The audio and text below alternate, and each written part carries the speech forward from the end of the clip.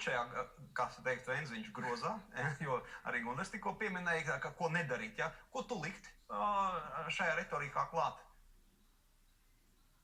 Katrā ziņā neradīt jaunus atvieglojumus un kā saka, spēt atturēties no šiem kaut kādiem, teiksim, papildus tālāk pīrāgiem.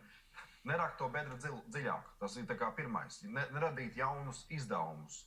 Neuzņemties, restīvi šī te solīšanas periodā, kad ir liels vilinājums. Veikt solījumus, tomēr noturēties visiem kopā un jaunas neizdarīt. Un tālāk skatīties, ko no tā var samazināt. Ja? Ir ļoti viegli ieviest jaunu programmu, gandrīz neiespējami likvidēt. Ir gandrīz neiespējami likvidēt dažādas atbalsta programmas, kuras kāds jau saņem naudu. Tas ir daudz grūtāk nekā viņu neieviest. Ir, protams, vesela rinda nepopulāru lietu, ko vajadzētu darīt, bet droši vien šajos 4 mēnešos to nedarīs. Ja?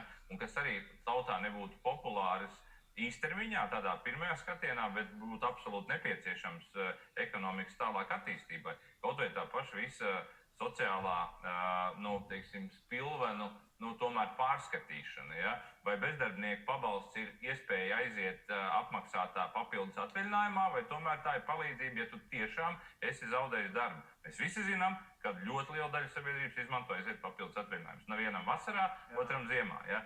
Vai slimības lapu regulēt. Mēs visi zinām, ka paņemt slimības lapu jau ir jēdziens, nevis saslimt un saņemt šo slimības lapu.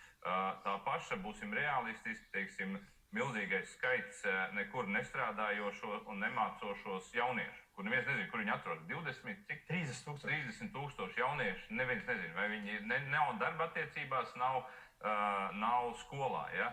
Ja tāda ir, un šai jautājumam 3 gadus mēs par to prasam, cilvēku kapitāla padomē ejam, noskaidrojam, kur viņi ir un sākam lemt. Ja galīgi neviens negrib nemācīties, ne strādāt, lai iet armijā. Ja, 3 gadus jūs prasat un... Nekādu nezinu, valsts nezina, kur viņi ir. Varbūt visi ir blogeri un tik izolēti. Tā ir šausmu ielai, būtībā.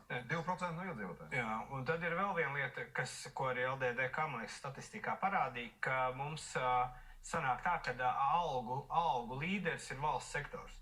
Šis nav ok. Šīs nav ok, tā valsts bankrotēs. Ir jānorauj 2 lietas, ir privātais sektors un ir valsts sektors. Un valsts sektorā nedrīkst kāpt augsts, kamēr privātais sektors privātajā sektorā neaug. Jo šobrīd ir pilnīgi pretēji, tad kāds ir virziens? Tas nozīmē normāli, ka cilvēki ļoti daudzās profesijās, un tas labāk iešu uz valsts pastrādāju. Tur ir vakances, tur var atrast darbu, tur var dabūt bonusus, tur var dabūt attālināto darbu, tur var dabūt visu, ko.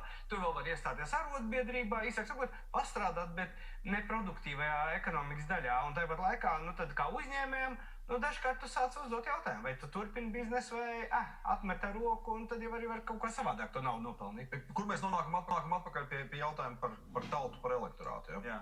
Jo tātad valsts naudu nepelna, valsts naudu pārdala. Jo lielāks publiskais sektors, jo zemāks darba ražīgums, un līdz ar to tas ir faktiski viens no būtiskiem faktoriem, kāpēc mūsu ekonomika auga lēnāk nekā Lietuvā un Igaunijā. Tātad tas bremzē, bet, ja mēs skatāmies uz cilvēkiem, tad šie 290 000 cilvēku un viņu radinieki, es domāju, ir ļoti apmierināti ar šo sistēmu. Viņi saņem vairāk nekā privātajā sektorā. Privātā sektorā un viņu konkurētspēja pāriet uz privāto sektoru no publiskā sektora lielākoties ir nekāda, jo izrādās, ka publiskajā sektorā viņi strādā mazāk, vieglāk, labākos apstākļos, un nodokļu maksātāji privātajā sektorā to apmaksā un Bet tad sanāk, kas trūcēši? Jautājums ir, vai, kā saka, latviešu tauta var izdarīt secinājumus un saprast to, ka viņi nevar kļūt turīgāk tādā manierē, kā tas šobrīd notiek. Ja? Var, tad, kad bija pēc krīzes, pieņēma ļoti smags lēmums un ievēlēja pēc tam Sviltam. Sauc kur? Dombrovski ievēlēja, Dombrovskis uztaisīja fantastisku politisko karjeru tieši uz sāpīgiem lēmumiem. Jautājums ir, vai mēs varam to izdarīt paši, vai politekonomiskā elite spēja saņemties un vienoties gan politiskajā spektrā, gan, teiksim, lielākie ekonomiskie spēlētāji, kā saka, vienoties par to, jo tas ir bijis gan Igaunijā, gan Lietuvā ir notikuši šīs te vienot. Bet jautājums, vai mēs varam to izdarīt paši, bez pātagas no ārpuses. Kā ir mūsu politekonomiskā elite, vai mēs varam saņemties un realizēt programmu attīstību? Ko var domāt, ka var paši? Es domāju, ka tur ir divi konkrēti apstākļi.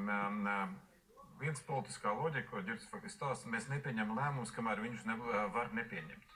Tā ir loģika. Ja sāpīgus lēmumus nepieņemam, kamēr mēs varam viņus atlikt.